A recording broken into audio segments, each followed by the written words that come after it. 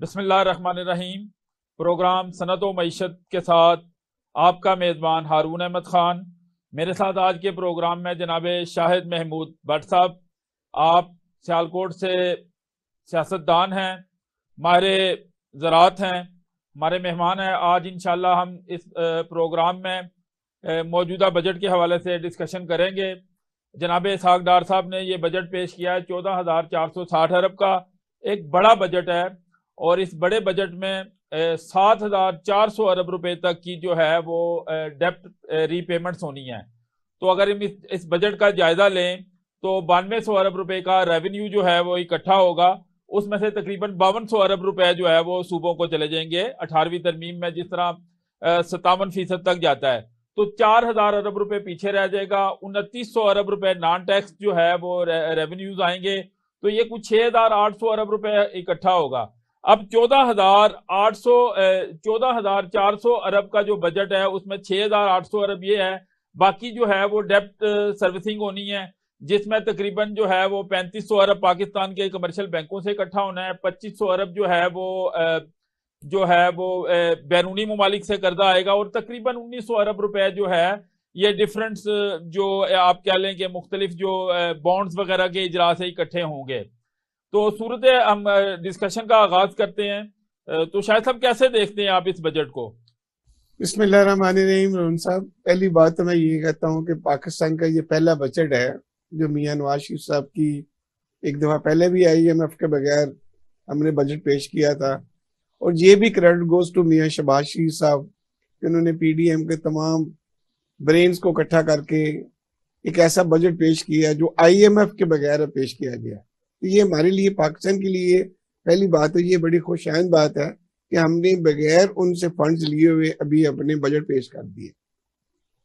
अब जहां तक आपने जो बात की कि हमारे जो बजट जो है डेफिसिट में जाता है, तो ये पाकिस्तान की हिस्ट्री है कि हर दफा जो हमारे बजट्स हैं वो डेफिसिट में होते हैं, लेकिन उसको कवर करने के लिए हमें यही होता है फिर अपने मुल्क की जो प्रोड्यूस है या हमारे टैक्सेस हैं उनको इंक्रीज करना पड़ता है, ताकि हमें बैरूनी सहारा जो है ना वो ले लेना पड़े। तो ये जो बजट है, इसमें जो सबसे ज्यादा मुझे अच्छी चीज नजर आई वो ये है कि उन्होंने एग्रीकल्चर सेक्टर को फोकस किया है, क्योंकि एग्रीकल्चर सेक्टर ही कैसे है जो पाकिस्तान की मईशत को बहुत जल्द, यानी शॉर्ट टाइम में जो पाकिस्तान की इकोनॉमी को बूस्ट पर दे सकता है वो एग्रीकल्चर सेक्टर है। और एग्रीकल्चर सेक्टर में उन्होंने बहुत ज्यादा फंड्स रखे हैं, बहुत ज्यादा सब्सिडाइज चीजें रखी हैं, इंपोर्ट मटेरियल्स पे उन्होंने ड्यूटियां खत्म की हैं, ताकि हमारे एग्रीकल्चर सेक्टर जो है वो ज्यादा से ज्यादा प्रमोट हो, इनपुट्स हमारे जिम्मेदारों के कम से कम जो अखराजात बनाए, और हमारी फी एकड़ जो है ना प्रोडक्शन ज्यादा हो। इससे ये बजट जो है मैं समझता हूँ एग्रीकल्चर सेक्टर बजट में कहता हूँ। दूसरी चीज ये है कि हमने मुलाजमीन को बड़ा अच्छा पैकेज दिया कि ये सरकारी मुलाजिम जो है ये भी कौम की खिदमत करते हैं, ये बेशुमार खिदमात सर अंजाम देते हैं, उनको भी खुश करने के लिए मैं कहता हूँ उसमें बहुत ज्यादा, it was the first time कि 30 से 35% तक जो है वो हमने उनको इंक्रीज किया उनकी सैलरीज में। इसी तरह जो पेंशनर्स हैं उनमें बड़ा अच्छा उनको पैकेज दिया गया, उनको भी 17.5% दिया गया। और बजट में ये खसूसी चीज होती है कि इन सब के साथ अवाम को क्या मिला, अवाम से को जो कुछ मिलते हैं, फिर वो जब ये सारा बजट जिस मकसद के लिए हम इस्तेमाल करते हैं उसका फिर रिजल्ट आता है कि हमारी चीजें फिर सस्ती होती हैं। सस्ती फिर उस वक्त ही होती हैं जब हम अपने एग्रीकल्चर सेक्टर के ऊपर सब्सिडाइज चीजें देंगे, हमारी प्रोडक्शन बढ़ेगी, हम अपने एक्सपोर्ट ज्यादा करेंगे, अपने जो इम्पोर्ट्स हैं उनको कम करेंगे, जो ज़र मुबादला हम ज़ाया करते थे बाहर से चीजें मंगवा के उनको हम कंट्रोल कर लेंगे, तो हमारा जो बजट डेफिसिट है वो पूरा हो जाएगा। मैं जो समझता हूँ it is the best budget जो इसहाक डार साहब ने। अच्छा, इसमें जो आपने एग्रीकल्चर के हवाले से बात की है, इसमें नो डाउट के फ्लड की सूरत भी बनी थी, इसके बावजूद अल्लाह ताला ने एक करम किया, जो गंदम की जो फसल है वो बड़ी 28 मिलियन टन तक हुई है, लाख, तो वो एक बम्पर क्रॉप हुई है। लेकिन जो आपकी बाकी क्रॉप्स हैं, जैसे वो कपास है, आपकी गन्ना है, बासमती है, इन तीनों फसलों में जो कल्टीवेशन एरिया है वो वीट में तो कम हुआ था, इसके बावजूद फसल अच्छी हो गई, لیکن جو کپاس ہے اس میں بھی یہ کلٹیویشن ایریا کم ہو رہا ہے، اور جو کپاس کی جو آپ کی پیداوار ہے وہ آلموسٹ آدھی رہ گئی ہے۔ اب وہ ہمیں پھر اچھی، ایک تو ہماری کپاس اچھی نہیں ہے، بیج ہمارا اچھا نہیں ہے، اس سے اچھا فائن اچھا کاؤنٹ بنتا بھی نہیں ہے، دھاگا اچھا بنتا بھی نہیں ہے۔ اچھا، جو آ رہا تھا، جو کورس کاؤنٹ کے لیے جو کپاس آ رہی تھی، وہ بھی اب تقریباً جو ہے وہ 5 لاکھ گانٹے آئیں گی۔ کسی دور میں ہم 10 لاکھ گانٹے کرتے تھے، تو اس میں بھی اچھا خاصا جو ہے وہ ہمارا ریونیو جو ہے وہ باہر جائے گا۔ تو جو زراعت کا سیکٹر ہے اس میں 5% کا ٹارگٹ تھا گروتھ کا، جو کہ 1.5% ہوئی ہے۔ میں کہتا ہوں کہ فلڈ جو آیا اور جو جس طرح کلائمیٹ چینج آ رہی ہے، اس میں یہ کوئی ماڑا نہیں ہے۔ تو کس طرح سے آپ دیکھ رہے ہیں کہ جو یہ کپاس اور یہ جو جن چیزوں میں جو ضرورت ہے، جو بیج کے حوالے سے آپ کیا دیکھتے ہیں؟ دیکھیے، اس میں تھوڑا سا اپنے جو سمجھتا ہوں وہ یہ ہے کہ دیکھیے ایگریکلچر ایک ایسا ڈپارٹمنٹ ہے that is open industry. Hare industry جو دوسری ہوتی ہے وہ کورڈ ہوتی ہے، اور ایگریکلچر انڈسٹری ایک ایسی ہوتی ہے جو اوپن ہوتی ہے، جو زمیندار جو ہے نا وہ اللہ کے سپرد کرتا ہے۔ اس کے کوئی روف نہیں ہوتا، چھت نہیں ہوتا، اوپن فیلڈز ہوتے ہیں۔ اب اس میں جو آپ نے جو بات کی ہے کہ ہمارے اصل میں یہ ہونا چاہیے تھا جو ہوتا ہے کہ ہر کنٹری میں آپ نے پرائرٹیز بنائی ہوتی ہیں کہ ہمارا کتنا ٹوٹل ایریا ہے، کتنے ایکڑز پہ ہم نے کون سی کراپ اگانی ہے۔ ہمارے کراپنگ زون بنے ہوتے تھے، بنے ہونے چاہیے بھی، لیکن ہارڈ لک یہ ہوئی کہ ہمارے کراپنگ زون کو ڈسٹرب کر دیا گیا۔ مثلا کاٹن ایریا میں شوگر کین چلا گیا، شوگر کین ایریا میں آپ نے کوئی رائس کو زیادہ گرو کر دیا، تو تمام جو کراپنگ زون تھے نا وہ ڈسٹرب ہو گئے۔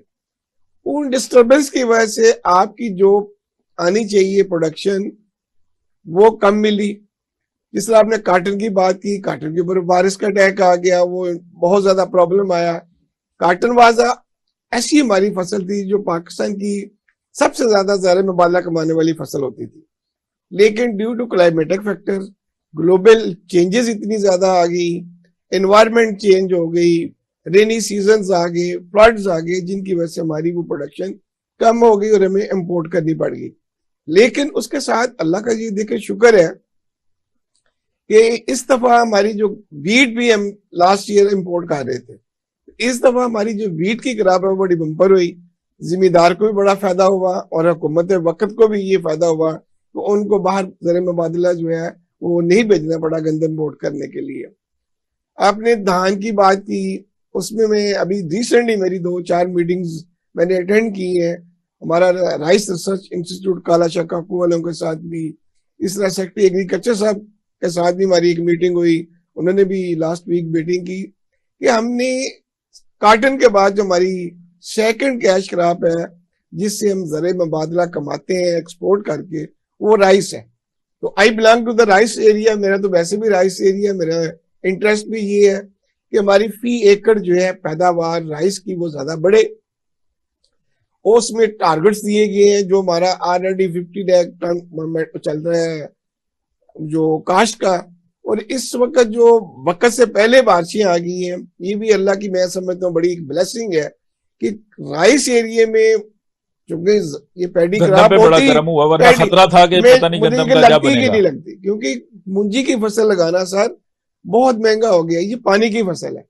تو ڈیزل جس پرائس پہ چلا گیا ہوا تھا زمیندار کے لیے بڑا مشکل تھا، اب لوگ جلدی فصل بھی کاشت کر رہے ہیں، اور اس کا فائدہ ہمیں یہ ہوا، اللہ نے یہ ہمارے اوپر بڑی بے رحمت کر دی کہ زمیندار جو ایک تو بر وقت کاشت کر لے گا، دوسرا اس میں یہ ہوگا کہ ہمارا ایریا اس دفعہ جو رائس کا بڑھ جائے گا۔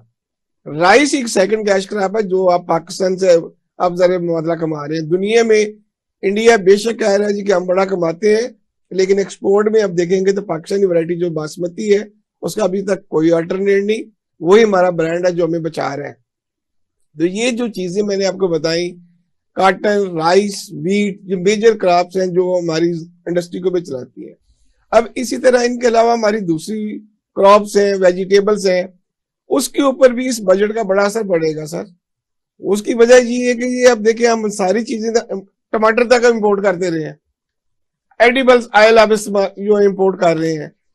پچھلی حکومت نے 4 سال ضائع کیے ایگریکلچر کے اوپر، انہوں نے کچھ کام نہیں کیا۔ یہ ایک واحد سیکٹر ہے جو پاکستان کو بچاتا ہے۔ آخری سال تو ان کی بھی سر 4% گروتھ رہی تھی, یہ جو 2021-22 میں تو گروتھ ان کی بھی کچھ 4% رہی تھی, لیکن شاید آپ کا اس دفعہ بہت اچھی کراپ ہوتی, لیکن اگر فلڈ کا آپ کو پریشانی نہ بنتی تو شاید یہ جو 1.5% کی جو گروتھ ہوئی ہے یہ شاید کوئی 5 سے 7% ہوئی.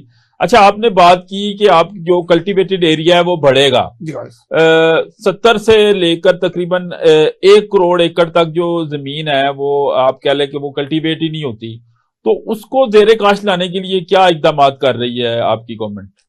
بہت اچھی بات آپ نے کی ہے. میں بڑا آپ کے چینل کے ذریعے ایک میسج بھی دیتا ہوں. یہ گورنمنٹ کے لیے ایک بہت اچھا میرا پیغام جانا چاہیے کہ ہماری جو بیرن لینڈز پڑی ہوئی ہیں, جو ایسے بران پڑی ہوئی ہیں, ویران زمینیں پڑی جو انڈر کلٹیویشن ہے, میں یہ چاہتا ہوں کہ ہمارے ملک میں جو بے روزگاری کا مسئلہ بنا ہوا ہے نا جی, اس کو ختم کرنے کے لیے آپ وہی ایگریکلچر لینڈ پیسز میں ان سٹوڈنٹس کو دیں, ان ایگریکلچر گریجویٹس کو دیں, وہاں کے لوکل لوگ جو ہیں ان کو دیں اور ان کو سپورٹ کریں, کیونکہ وہاں 2 چیزیں ہوتی ہیں. سب سے بڑا مسئلہ ہوتا ہے اس کو بات کرنے کے لیے کہ آپ کے پاس وسائل ہونے چاہیے. اب تو گورنمنٹ نے اپنے انرجی کرائسس کو بھی دور کرنے کے لیے سولر کی سبسڈی بھی دی ہے, سولر کو بھی پروموٹ کر رہے ہیں. ایگریکلچر اکوپمنٹس کے لیے بھی وہ سبسڈائز کرنے ہیں, اور وہ ہماری انرجی جو ہے اس کی بچت ہوگی, تیل کی بھی بچت ہوگی. میں یہ چاہتا ہوں کہ وہ جو ہمارا سیکٹر پڑا ہوا نا جی بیران, اس کو ضروری نہیں کہ ہم نے وہاں جا کر رائس ہی اگانا ہے. وہاں پانی کی کمی ہے تو وہاں ہم نے, اگر وہ زیتون والا ایریا تھا ہم وہاں جا کر زیتون کاشت کر سکتے ہیں. اگر وہ وہاں بھی فیڈ ایسے نہیں ہے تو ہم وہاں جا کے لائف سٹائل کو پروموٹ کر سکتے ہیں. ہم وہاں شیپس جو ہے وہ کر سکتے ہیں. دنیا میں یہ ضروری نہیں ہوتا کہ ہم نے تو کیا ہے, ہم نے ہماری جو ایگریکلچر لینڈ جو سب سے فرٹائل ہوتی ہے وہ ہم نے ہاؤسنگ کالونی میں تباہ کر دی اپنی, اور اس کے لیے بھی لیجسلیشن ہونی چاہیے, اور ہونی انڈیا میں بھی ہے اور پاکستان میں بھی ہونی چاہیے کہ جو فرٹائل ایریا ہے, جو نیائی کا ایریا ہوتا ہے, ہر دیہات میں بے تکی لوگوں نے کالونیاں بنانی شروع کر دی. وہ ہماری ایک اچھی جو زمین ہے اس کو ہم نے ختم کر دی ہے, اس کو بھی بین کرنا چاہیے. اور جو ہماری بیرن لینڈز ہیں, جو بران لینڈز پڑی ہوئی ہیں, وہ ایگریکلچر سیکٹر کو پروموٹ کرنے کے لیے زرعی قرضہ جات ہر کمرشل بینک جو ہے وہ پابند ہو کہ ان کو بات کرنے کے لیے 10 سال کے لیے وہ زمینیں گورنمنٹ لیز پہ دے دے, تاکہ وہ سارا ایریا انڈر کلٹیویشن آ جائے. جس طرح آپ کی پاپولیشن بڑھ رہی ہے, پاپولیشن آپ دیکھیں پاکستان کی بہت بڑھ رہی ہے, اب جتنی پاپولیشن بڑھے گی آپ کو اتنا ان کے لیے فیڈ کا بھی بندوبست کرنا پڑے گا. تو جو پرائرٹیز ہیں حکومت کی, جو میں سمجھتا ہوں, اور شہباز شریف صاحب کی بھی یہی ہے کہ پاپولیشن کو کنٹرول کیا جائے, آپ کی فی ایکڑ پیداوار بڑھائی جائے, اور فی ایکڑ پیداوار بڑھانے کے لیے زمیندار کے جو اخراجات ہیں فی ایکڑ وہ کم سے کم کیے جائیں, ان کو سبسڈائز ان کو چیزیں دی جائیں, اکوپمنٹ دیے جائیں, ایگریکلچر کے تمام زرعی آلات دیے جائیں, ان کو پانی کے لیے جو ہے سولر واٹر جو ٹیوبلز دیے جائیں. ہمارا جو بہترین سسٹم ہے اریگیشن کا اس کو پروموٹ کیا جائے. اس کے بعد ہمارا اریگیشن کا سسٹم ہے اصلاح آبپاشی کا, وہ پکے کھالے کیے جائیں تاکہ پانی کی زیادہ سے زیادہ بچت بھی ہو, اور وہ ہم ان ایریوں میں جہاں پانی نہیں جا رہا وہاں پانی بچا کے وہاں فصلیں کاشت کریں. تو یہ زمین خالی نہیں رہنی چاہیے, اس کو لائف سٹاک میں پروموٹ کر لیں, شیپس میں لے جائیں, جہاں کراپس اگائی جا سکتی ہیں وہاں کراپ ہو جائیے. اچھا, میں اکنامک سروے دیکھ رہا تھا, اس میں چند چیزیں جو ہیں وہ بہت اچھی بھی ہوئی ہیں. لائک آپ کا ٹریڈ ڈیفیسٹ جو ہے وہ $20 ارب آپ نے کم کر دیا ہے. پچھلے سال $48 ارب تھا, اس دفعہ وہ $28 ارب پہ آ گیا ہے. اسی طرح جو کرنٹ اکاؤنٹ ڈیفیسٹ ہے وہ آپ $20 ارب سے تقریباً 4 سے 5 ارب پہ لے آئے ہیں. یہ اچھی چیزیں ہیں, لیکن جو انفلیشن کا ٹارگٹ تھا وہ آپ کا تھا جی 12%, وہ سر چلی گئی ہے 35 سے 47% تک گئی ہے, سی پی آئی ایس پی آئی تک. اسی طرح جو آپ کے گروتھ کا ٹارگٹ تھا وہ تھا 5%, وہ 0.29% ہے. اچھا, جب آپ نے ٹریڈ ڈیفیسٹ کنٹرول کیا تو آپ کی لارج سکیل جو مینوفیکچرنگ انڈسٹری ہے وہ ڈیمیج ہوئی ہے, 10% وہ نیچے آئی ہے, جس سے ان امپلائمنٹ بھی بڑھی ہے. تو یہ جو اس سال آپ نے جو ٹارگٹس رکھے ہیں 3.5% کا, آپ سمجھتے ہیں کہ اس کو آپ اچیو کر لیں گے؟ اور پچھلے سال جو نہیں اچیو ہوا اس میں کیا ریزننگ تھی؟ اس میں جو ٹھیک ہے افغانستان کا مسئلہ بھی تھا, یوکرائن وار کا بھی مسئلہ تھا, اور باقی بھی جو سپر سائیکل انفلیشن کا ورلڈ لیول پہ آیا تھا وہ بھی تھا, لیکن جو پولیٹیکل انسٹیبلٹی تھی وہ بھی اس کی ایک ریزن تھی. تو وہ تو ابھی بھی ہمیں کوئی حل ایسا نظر نہیں آ رہا, کسی نہ کسی طرح کی انسٹیبلٹی پائی جاتی ہے. تو آپ کیا سمجھتے ہیں کہ اس دفعہ جو آپ نے ٹارگٹ رکھے ہیں وہ اچیو آپ کر لیں گے؟ میں کانفیڈنٹ ہوں جی شہباز شریف صاحب کے برین کے اوپر. دیکھیں بینگ ایز اے ایگریکلچرسٹ بھی ہیں وہ, اور بینگ ایز اے انڈسٹریسٹ بھی ہیں. جو انسان ایک چیز کو جانتا ہو, انڈسٹری کو پروموٹ کرنا بھی جانتا ہو, ایگریکلچر سیکٹر کو بھی پروموٹ کرنا جانتا ہو, تو میرے خیال میں وہ بہت اچھا ہے کہ ہمارا لیڈر ثابت ہو سکتے ہیں اس ملک کے لیے. اب چونکہ انہوں نے جو ٹارگٹس دیے ہیں وہ ڈیفینیٹلی دے ول اچیو, اور اس کے اچیو کرنے کے لیے انہوں نے جو وہ محنت کر رہے ہیں, جس طریقے سے انہوں نے بجٹ میں اپنا رکھا ہے, وہ انفلوئنشل والی جو بات آپ نے کی ہے وہ بالکل انشاءاللہ اس دفعہ اس حکومت میں. ابھی تو دیکھیں یہ چیز ہوتی ہے جب آپ کو ایک پرائم منسٹر بنایا جائے 5 سال کے لیے, ہمیں پتا ہو کہ ہم نے لانگ ٹرم پالیسیز بنانی ہے. جب لانگ ٹرم پالیسیز بنیں گی تو اس میں زیادہ سٹیبلٹی آتی ہے. اب چونکہ 3-4 سال تو ضائع کر دی ہے ہماری پچھلی حکومت نے, اب 1 سال کے اندر ہم نے اس ملک کو ڈیفالٹ ہونے سے بچایا. سب سے بڑی بات یہ credit goes to the Shehbaz Sharif صاحب, وہ یہ ہے اور پی ڈی ایم کی ساتھ ٹیم پوری نے, کہ آپ نے اس ملک کو ڈیفالٹ ہونے سے بچا لیا. ہمارا اس وقت آبجیکٹو جو تھا نا وہ ملک کو بچانا تھا. اس وقت یہ باقی چیزیں مانن میں چلی گئی تھی. تو اب پوری دنیا آج کہہ رہی ہے کہ پاکستان واقعی جو ہے وہ ڈیفالٹ ہونے سے بچ گیا. تو یہ اس کی بڑی لیڈرشپ ہے میاں شہباز شریف صاحب کی. انہوں نے دیر رات محنت کی ہے اور اپنی پوری پی ڈی ایم کی جو ساری پولیٹیکل جماعتیں ان کو ایک کنسنسس پہ لے کے آئے ہیں کہ بھائی اس ملک کو بچانے کے لیے آپ سب کو سٹرگل کرنی پڑے گی. اب دیکھیں ہمارے سفارتی تعلقات اتنے اچھے ہوئے, ہم نے پیپلز پارٹی کو اسائنمنٹ دی, انہوں نے بڑا اچھا رول پلے کیا. اب آپ کے پاس ڈالروں کا پرابلم آیا, آپ نے ایک باؤنڈری ٹریڈنگ شروع کر دی. اب آپ کے پاس پیسے نہیں ہیں, آپ کموڈیٹی ٹو کموڈیٹی چیزیں لے سکتے ہیں. آپ نے دنیا کے ساتھ اچھے ریلیشن قائم کر لیے. آپ نے ایک ایسا بلاک جس کو کبھی ہم سوچتے تھے کہ ہم نہیں جا سکتے, رشین بلاک میں ہم چلے گئے. اب آپ رشیا کے ساتھ, اب ایران کے ساتھ, سعودیہ کے ساتھ, خلیج کے ساتھ, وسط ایشیا میں اب یہ جو ہماری گوادر بن گئی ہے, ٹریڈ ساری یہاں سے ہونی ہے. ہم ایران سے سستی بجلی لے رہے ہیں, گیس پائپ لائن لے رہے ہیں. یہ چیزیں ساری جو ہیں وہ اسی وقت زیادہ اچھی بن سکتی ہیں جب آپ کو ایک ٹارگٹ دیا جائے کہ آپ 5 سال کے لیے ایک منتخب حکومت ہے. تو یہ آنے والے الیکشن میں انشاءاللہ مجھے اللہ کے گھر میں سر پوری امید ہے کہ لوگوں کو اعتماد ہے میاں نواز شریف صاحب کے اوپر.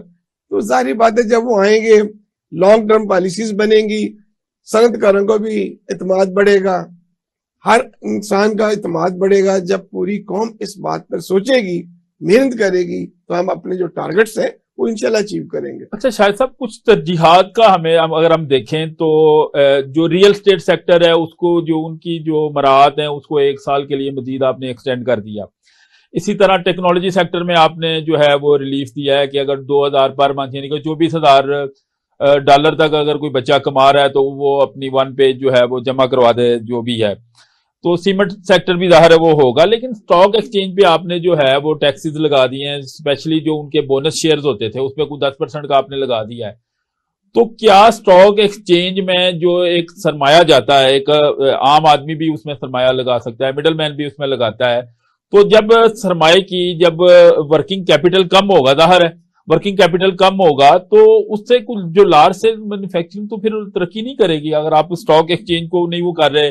اسی طرح جو ٹیکسٹائل سیکٹر کو آپ نے مراحت دی ہوئی تھی, سبسڈیز ہیں وہ ساری واپس لے لی ہیں, تو وہ ہماری وہ میجر انڈسٹری ہے, تو کیسے یہ سفر جو ہے آپ سمجھتے ہیں کہ آگے بڑھے گا؟ کیونکہ آپ کی جو ایکسپورٹس ہیں وہ $32 بلین سے پہلے ہی $29 بلین پہ آ گئی ہیں.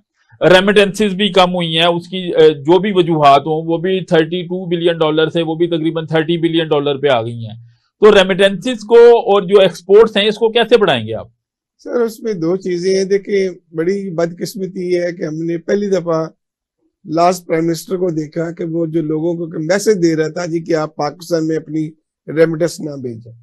یہ کبھی نہیں ہوتا. جو محب وطن انسان ہوتا ہے وہ ہمیشہ کہتا ہے جی کہ وہاں سے جتنی ہماری ریمیٹنس آئے گی پاکستان کے اتنی خوشحالی آئے گی. لیکن اسی طرح جب یہ ہماری سیکنڈ ہوئی ہمارے زلزلہ ہمارا سیلاب آیا تو ہم جا کے گئے کہ گلوبل چینجز کی وجہ سے ہمارا اتنا لاس ہوا ہے. پورے لوگوں نے, پوری دنیا نے اعتماد کیا شہباز شریف صاحب کے اوپر کہ واقعی پاکستان میں بے شمار ایگریکلچر سیکٹر تباہ ہونے سے بڑا نقصان ہوا ہے. تو سب کنٹری نے یہ فیصلہ کیا کہ ہم آپ کو یہ جو ہے نا ڈالرز دے رہے ہیں, لیکن ہمارے سابقہ پرائم منسٹر نے میسج دیا اس قوم کو کہ جناب آپ ان کو نہ دیں. اب تو آپ کو سال ہو گیا میرے خیال. اچھا میرے پاس بریک کا ٹائم ہو گیا, ہم بریک سے واپس آ کے یہیں سے شروع کرتے ہیں. اب آپ نے اپنا اعتماد بحال کیا ہے. ایک وقفہ لیتے ہیں, انشاءاللہ وقفے کے بعد دوبارہ ادھر سے شروع کرتے ہیں. شاہد صاحب آپ ذکر کر رہے تھے کہ جی پچھلی حکومت یہ کر گئی, تو پچھلی حکومت نے تو جو بھی کیا وہ اپنی جگہ پہ ہے, لیکن ابھی تو آپ کو بھی 1 سال اور 3 ماہ ہو چکے ہیں اور مہنگائی جو ہے اس میں کوئی کنٹرول نہیں ہو رہا. قرضے پہ قرضے اب لیے جا رہے ہیں, تقریباً جو ہے وہ 12,000 ارب روپے آپ نے قرضہ جو ہے اس میں اضافہ کر دیا ہے. تو یہ کیسے پھر ابھی زیادہ بہتر نہیں تھا کہ انتخابات کروا دیتے تو دیکھ لیتے کہ کوئی ایک سٹیبل حکومت آ جاتی تو شاید زیادہ آپ کہہ لیں کہ گروتھ کا کوئی سفر شروع ہو جاتا. اب آپ نے ایک پہلے بات کی تھی جی کہ آپ کس طریقے سے آپ اس کو ہینڈل کریں گے اس سچویشن کے جو ہمارے ملک میں پہلے ہے. تو میں یہ آپ کو آپ کے چینل سے یہ بڑا کلیئر بتاتا ہوں کہ انشاءاللہ جو ہمارے ٹارگٹس ہیں وہ یہ ہیں کہ ہم نے اپنی امپورٹس کم کرنی ہے اور ہم نے اپنی ایکسپورٹس جو ہے بڑھانی ہے. ایکسپورٹ وہ ٹیکسٹائل میں بھی ہے, ایکسپورٹ ہماری ایگریکلچر سیکٹر میں بھی ہے, ایکسپورٹ ہماری تمام جو ایسی چیزیں ہیں جو نیبر کنٹری کی ضرورت ہے وہ ہم ان کو چیپ دے سکتے ہیں, کیونکہ پاکستانی کے بعد ملک ہے جہاں کا سب سے زیادہ محنتی کسان ہے اور اچھی پروڈیوس کرتا ہے. اب جو بات آپ نے یہ کی, کیونکہ پہلے ہم نے وقت ضائع کیا, اب ہمیں الیکشن والی بات جو آپ کہہ رہے ہیں وہ تو وقت کی عین وقت پہ الیکشن ہونے ہی ہونے ہیں. تو اکتوبر میں ہم امید رکھیں پھر وہ تو ظاہری بات ہے. وہ الیکشن جو ہے ہمارا 10 اگست تک جو ہے نیشنل اسمبلی کا ٹائم ہے, اس کے بعد تو اسمبلی ختم ہو جانی ہے, پھر اس کے بعد قوم کے پاس جانا ہے. میں یہ بھی سمجھتا ہوں اب قوم کو بھی پتہ چل گیا کہ ہم نے اپنا نقصان بہت کیا ہے, ہم نے اپنے اداروں کے اوپر حملے کر کے انسٹیبلٹی کریٹ کی ملک میں, اس سے ہمارے ملک کا امیج بھی بڑا, انٹرنیشنلی بھی بہت ڈیمیج ہوا.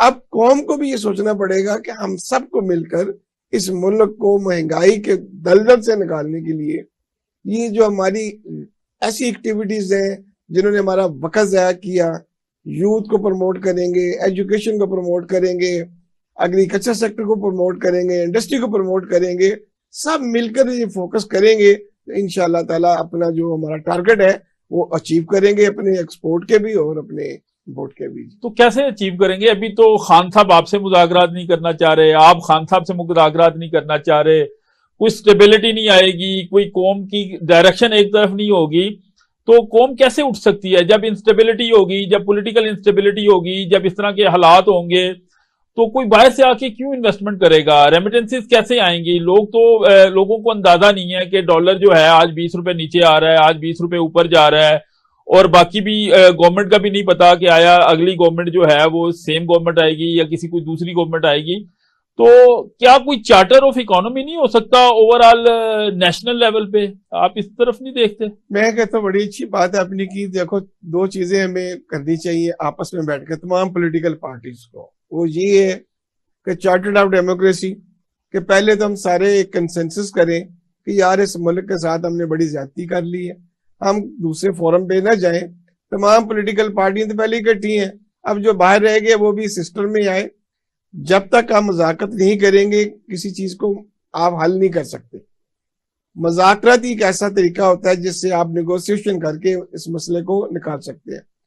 ہمارا بھی جو ٹارگٹ ہے, جو آبجیکٹو تو وہ یہی ہے نا کہ فیئر الیکشن ہو اور وقت پہ الیکشن ہو. اور ان کا بھی یہی, خان صاحب کا بھی یہی تھا مسئلہ کہ جناب الیکشن ہو. تو اب جو مذاکراتی ٹیم ہے وہ ان کو پیش قدمی کرنی چاہیے بالکل ان کو, تاکہ ہم آپس میں بیٹھ کے ایک وقت کا تعین کر لیں کہ جناب فلاں وقت میں الیکشن ہونے ہیں اس ملک کے لیے. اور دوسرا یہ ہے کہ پوری ملک کو بھی اس بات میں یہ کہتا ہوں کہ پوری قوم کو بھی اس بات میں متفق ہونا چاہیے کہ ہم نے اس ملک میں سٹیبلٹی لانے کے لیے, اکنامک ڈیولپمنٹ لانے کے لیے ہم نے اس حد تک نہیں آگے جانا کہ ہم نے اپنی کنٹری کا نقصان کرنا. پولیٹیکل رفٹس ہوتے ہیں, وہ سب پارٹیوں کی اپنی اپنی ہمدردیاں ہوتی ہیں, مجھے مسلم لیگ نون سے محبت ہے, دوسرے کو دوسرے سے ہوتی ہے. ہم ایک لمٹس میں رہیں, اپنے ملک کا نقصان نہ کریں, اپنی سٹیبلٹی کو جو ملک کی ہے اس کو خراب نہ کریں, استحکام پیدا ہونے دیں. جب ملک میں استحکام ہوتا ہے تو وہ بات آپ کی صحیح ہے. جو فارن انویسٹر ہوتا ہے وہ اسی وقت آتا ہے جب ملک میں آپ کی سٹیبلٹی ہوتی ہے. تو یہ ان لیڈرز کے اوپر اب 13 جماعتیں تو ماشاءاللہ اکٹھی ہوئی ہیں. ایک واحد جماعت ہے جو باہر بیٹھ کے فتنہ سازی کر رہی ہے یا نقصان کر رہی ہے ملک کو. تو اب بھی ان کے لیے آخری آپشن یہی ہے کہ وہ بھی ان کے ساتھ مذاکرت کر لیں, ادروائز الیکشن تو نہیں ہونے ہیں. اور جب الیکشن ہوں گے تو عوام کا جو مینڈیٹ ہوگا, جس کو بھی عوام سلیکٹ کرے گی, اس کو جناب ہم یہ میں ضرور کہتا ہوں کہ اس کو حکومت کرنی دی جائے.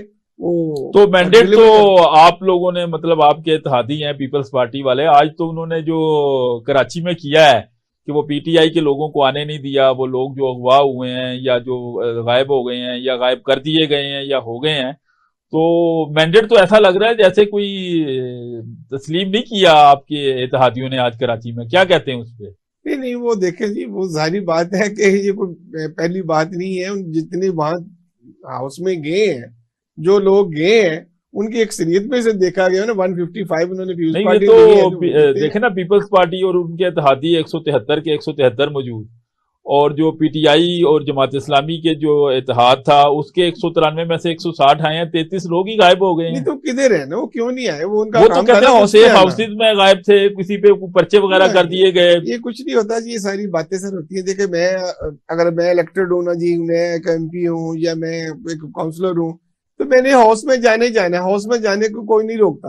وہ آپ کی لائکنگ یا ڈس لائکنگ ہے. وہ پی ٹی اے میں چونکہ گروپ بن گیا تھا, وہ اپنی پارٹی سے ناراض ہو گیا تھا, وہ ان کی پارٹی کا جماعت اسلامی کے ساتھ اتحاد نہیں ہو رہا تھا.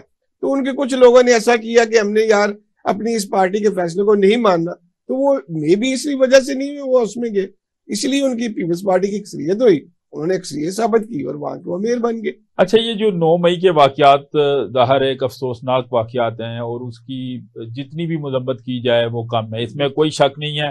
اور میرا خیال ہے کہ جو ایک محب وطن پاکستانی ہے وہ نہ تو ان کو سپورٹ کر سکتا ہے, اور جو کچھ جس طرح ہماری 40 سے زیادہ تنصیبات پہ حملے ہوئے, ہمارے شہداء کی یادگاروں پہ ہوئے, اور اس کی بالکل کسی قسم کی بھی کوئی سپورٹ نہیں کی جا سکتی ہے. لیکن دیکھا گیا ہے کہ اس کی آڑ میں سیاسی ورکروں پہ جس طرح پولیس ایکشن لے رہی ہے, جو لوگ نہیں بھی ملوث ان کو بھی غائب کیا جا رہا ہے یا پیسے لے کے چھوڑا جا رہا ہے. تو یہ اس سے کوئی سیاسی ٹینشن مزید اضافہ نہیں ہوگا؟ آپ کیا دیکھتے ہیں؟ نہیں, اس میں دیکھیں پرائم منسٹر صاحب نے ایک بڑا کلیئر میسج دیا. انہوں نے کہا جی دیکھیں, جو لوگ اس میں انوالوڈ ہیں, 2 قسم کے ہمارے یہ نیو اٹیکس ہیں.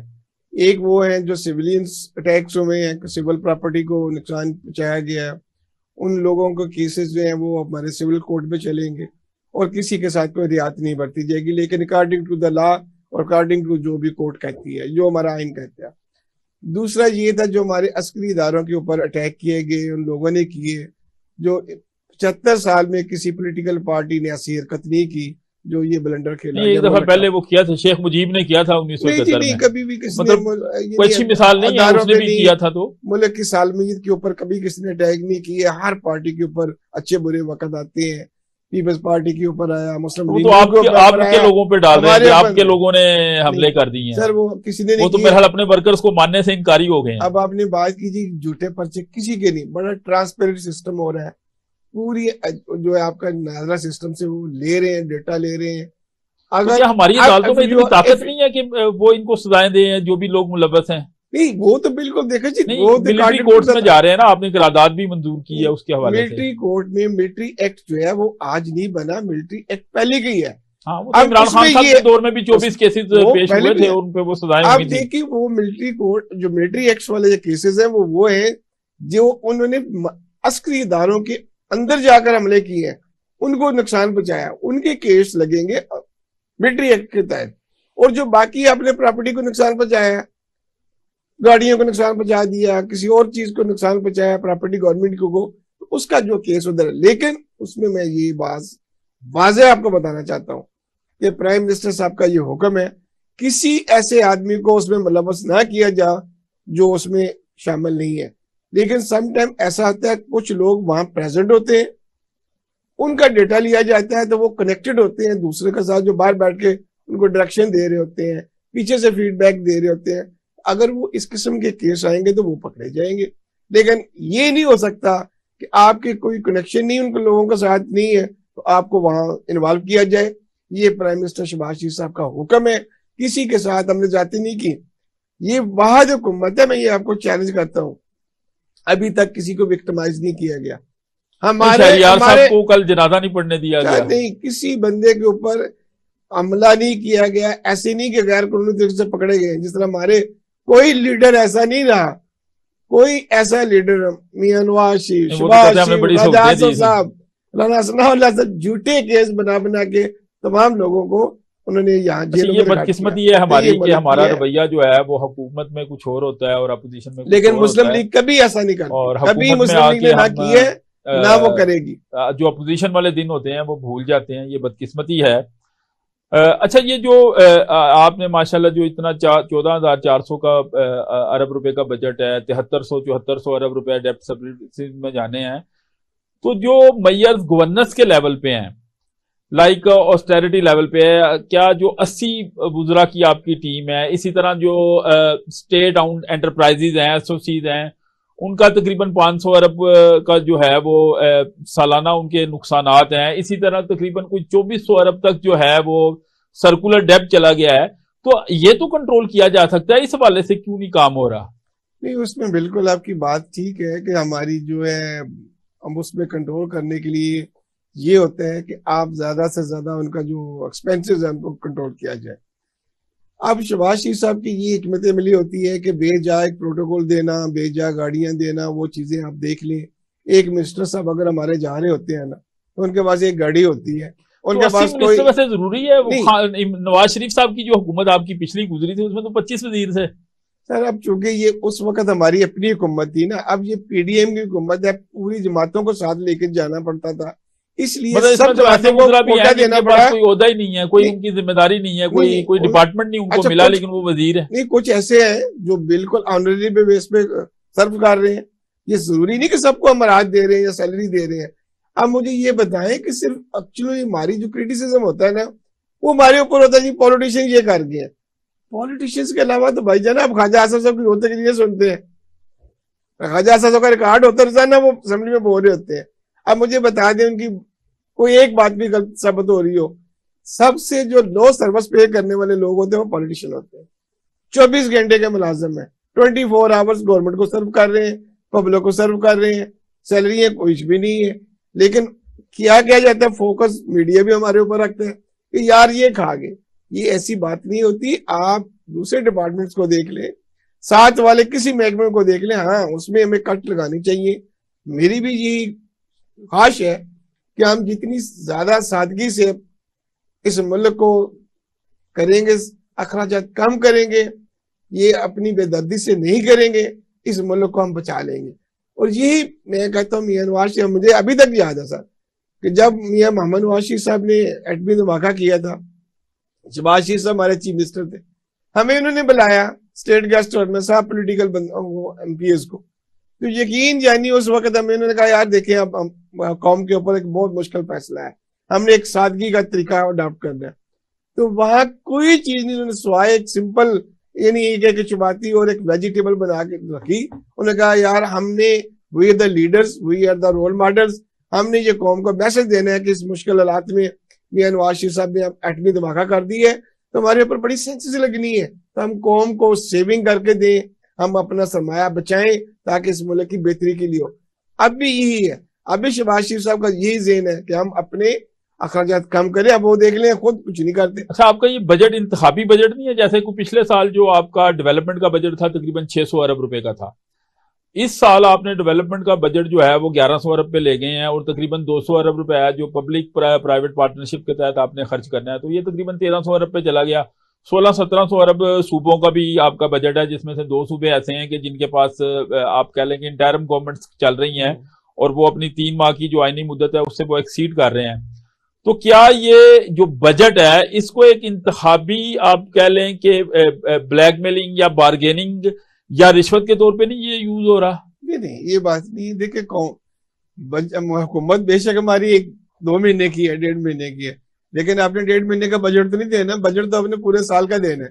तो हमारी हुकूमत ने पूरे साल का बजट दिया, और चूंकि ये इलेक्शन का साल है इसलिए हमने जो कुछ रखा वो इलेक्शन, ताकि कौम को पता चले, सबको पता चले, इंटरनेशनली पता चले कि हमने इलेक्शन करवाने हैं, ट्रांसपेरेंट और फेयर इलेक्शन करवाने। इसलिए हमने उसको बजट को बिल्कुल, जो आप बात कर रहे हैं जी कि वो इलेक्शन के लिए पैसे, अब बिल्कुल है, क्योंकि इलेक्शन के लिए पैसे रखे गए हमें। तो ये चीजें हैं ताकि लोगों को इत्मीनान हो कि गवर्नमेंट जो है बड़ी फेयर है, और वो जो भी यानी वक्त आएगा उसके ऊपर इलेक्शन करवाए, और ये अपने फंड जो है 30 से 35% आपने तनख्वाहें बढ़ाई, एक अच्छा कदम है, बढ़नी चाहिए। और तकरीबन 35 से लेकर 40% तक महंगाई थी, आपने 30 से 35% आपने जो है वो तनख्वाहें बढ़ा दी। अब अगले साल भी जो महंगाई आप एक्सपेक्ट कर रहे हैं, आप जो फिगर मुझे दे रहे हैं आज, वो 21% है, हो सकता है वो भी 30 से 35% हो। अब बात यह है कि सरकारी मुलाजमीन, आपने तो पिछला तो कंपनसेट कर दिया, अब अगला कैसे कंपनसेट होगा? और दूसरी बात यह है कि अब 1 करोड़ लोग जो हैं वो सरकारी मुलाजमीन हैं, तो बाकी जो 22 करोड़ अवाम है वो क्या करेगी? बहुत अच्छी बात की आपने, मैं भी आपको ये बताता। अब देखिए होगा क्या, अब आपने रशिया से तेल सस्ता लिया, आपको गैस आ रही है, अब साल लगा दिया पूरा लेते लेते। देखिए होगा क्या, अब आपका फायदा ये होगा कि आपने वो काम कर दिए जो कभी आपने 75 ईयर में नहीं किए। अब आपको चीजें जब सस्ती मिलेंगी तो महंगाई का जो जो जोर था ना वो टूट जाएगा, सैलरीज अगले साल इतनी कभी भी नहीं बढ़ेंगी। जो हमारा इशू था ना, इस वक्त के लोग पिस रहे थे। अब जो अवाम की बात आप कर रहे हैं, जब हम उनको सस्ता ऑयल देंगे, सस्ती खाद देंगे, सस्ता बीज देंगे, एग्रीकल्चर इक्विपमेंट्स देंगे, एग्रीकल्चर को हमने सब्सिडाइज चीजों में ट्यूबवेल्स देंगे, सोलर एनर्जी पे कन्वर्ट कर देंगे, सर उसका फायदा ये होगा, उसका फायदा ये होगा कि आपकी जो प्रोडक्शन है वो बढ़ जाएगी। जब आपकी प्रोडक्शन बढ़ेगी, आप ज्यादा से ज्यादा एक्सपोर्ट करेंगे, आप इंपोर्ट से बच जाएंगे। तो आप कह रहे हैं कि जो आपका एग्रीकल्चर सेक्टर है, जब वो ग्रो करेगा तो आपकी आवाम के पास पैसा आएगा, वो पैसा खर्च होगा, जब खर्च होगा तो आपकी इंडस्ट्री उसके साथ तरक्की करेगी, तो डिमांड बढ़ जाएगी। बिल्कुल ऐसी। तो जो कॉस्ट ऑफ प्रोडक्शन की वजह से जो आ रही है, एक तो डिमांड बेस महंगाई होती है ना, एक कॉस्ट ऑफ प्रोडक्शन की वजह से जो महंगाई, अब आपका एनर्जी ही देख लें, आपका एक तो आप कह लें कि प्राइसेस, ऑयल प्राइसेस ऊपर जाती हैं, डॉलर में 110 120 तक चली गई, ठीक है, उसकी वजह से वो आपको तेल महंगा करना पड़ा। अब वो दोबारा $70 पे आ गई हैं। अब बात ये है कि डॉलर आपका 188 से 300 पे चला गया है। अगर डॉलर वहीं पे होता तो अभी ये 150 रुपए का लीटर मिल रहा होता, अभी आप 262 रुपए का लीटर दे रहे हैं। तो ये जो एडिबल ऑयल है और जो ये क्रूड ऑयल है, जो रिफाइन ऑयल है, जो गाड़ियों में यूज होता है, जो इंडस्ट्री में यूज होता है, तो अगर यही इसकी कीमत ही नहीं कम होगी तो कैसे महंगाई कंट्रोल होगी? सर देखिए, हम देखें रशिया से आपको तेल आना, क्रूड ऑयल आ गया, अब इससे क्या फायदा होगा? आपको एक सस्ती जो चीज है वो आपको देनी पड़ेगी। अब जहां तक डॉलर का बात रही कि डॉलर इस मुल्क में पहले स्मगल होते रहे, साहब का हुकूमत में तो अभी भी डॉलर अफगानिस्तान बड़ा स्मगल हो रहा है। अब क्या इम्पैक्ट पड़ गया? अब डे बाई डे देखिए, अब डॉलर जो है डाउन होता जा रहा है। ये डॉलर की प्राइस जो है ना वो खत्म हो जाएगी। जो हमारी जरूरत थी ना कि हमने जी एडिबल ऑयल लेना है तो उसके लिए भी हम डॉलर दे रहे हैं, अब हमने एलसीए खोलनी है, डॉलर दे रहे हैं। अब सबसे अच्छा जो इक़दाम हमने ये किया इस हुकूमत ने कि उन्होंने बॉर्डर ट्रेडिंग शुरू कर दी कि डॉलर के बगैर यार हमारे पास डॉलर नहीं है, हम ट्रेड करेंगे दुनिया के साथ, जहां से जो सस्ता प्रोडक्ट मिलेगा हम इंपोर्ट करेंगे। हम एडिबल ऑयल्स क्यों वहां से इंपोर्ट करेंगे? हम अपने कनोला को यहाँ से प्रमोट करेंगे, हम सनफ्लावर को प्रमोट करेंगे, हम एग्रीकल्चर को, जैतून को प्रमोट करेंगे। ये चीजें जो हमारा एग्रीकल्चर सेक्टर था ना, जिसकी हमें जरूरत नहीं थी कि बाहर से हम इंपोर्ट करते, हम अदरक, प्याज, टमाटर, ये चीजें ये इस अगले दफा नहीं आएंगी। ये एरिया बढ़ेगा, एग्रीकल्चर सेक्टर जो है प्रमोट होगा। क्यों? जिमींदार बड़ा मेहनती है, ये मैं आपको बार बार कहता हूँ कि पाकिस्तान का किसान दुनिया का मेहनती किसान है, लेकिन इसको कन्वर्ट तो है, लेकिन पर एकड़ जो पैदावार है उसमें तो हम इंडिया से नीचे हैं, अच्छे खासे नीचे हैं। अब देखें, अल्हम्दुलिल्लाह राइस में हमने बहुत कंपटीशन किया, वीट में बड़ा अच्छी एवरेज हमारी आ गई, हमारी प्रोडक्शन बढ़ गई है। लेकिन अब चूंकि वसाइल गवर्नमेंट के पास भी इतने नहीं थे उनको सब्सिडाइज करने के, और जिम्मेदार के पास वैसे नहीं थे। अब चूंकि उनको जब चीजें सस्ती मिलेंगी وہ انپٹس زیادہ ڈالے گا, پروڈکشن زیادہ بڑھے گی, فی ایکڑ پیداوار بڑھے گی, تو اس کا الحمدللہ پورے ملک کے اوپر امپیکٹ پڑے گا. تو یہ میں یقین سے کہتا ہوں کہ یہ آنے والا جو ہمارا سال ہے یہ ملک کی خوشحالی کا سال ہے. آپ کی جو مہنگائی ہے وہ پاکستان میں نہیں ہے, وہ پوری دنیا کا مسئلہ تھا, انٹرنیشنلی مسئلہ تھا.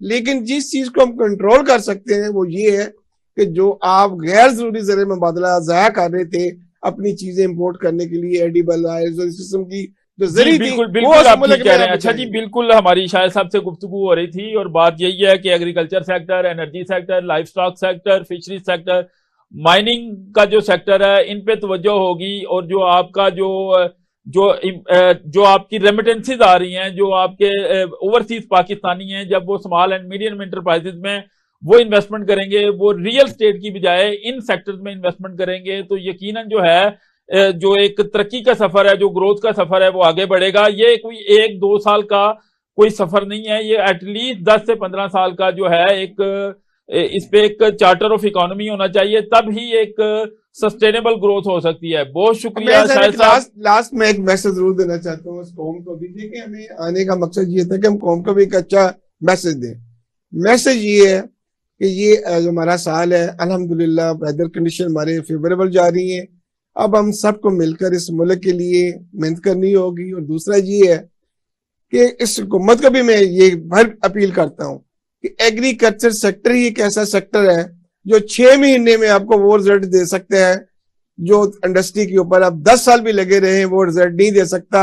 ایگریکلچر کو بچا لیں, ایگریکلچر کو پروموٹ کریں, کسان خوشحال ہوگا تو ملک خوشحال ہوگا. بہت شکریہ شاہد صاحب, آپ تشریف لائے. ہمارے پروگرام کا وقت ختم ہوتا ہے. بہت شکریہ, اللہ حافظ.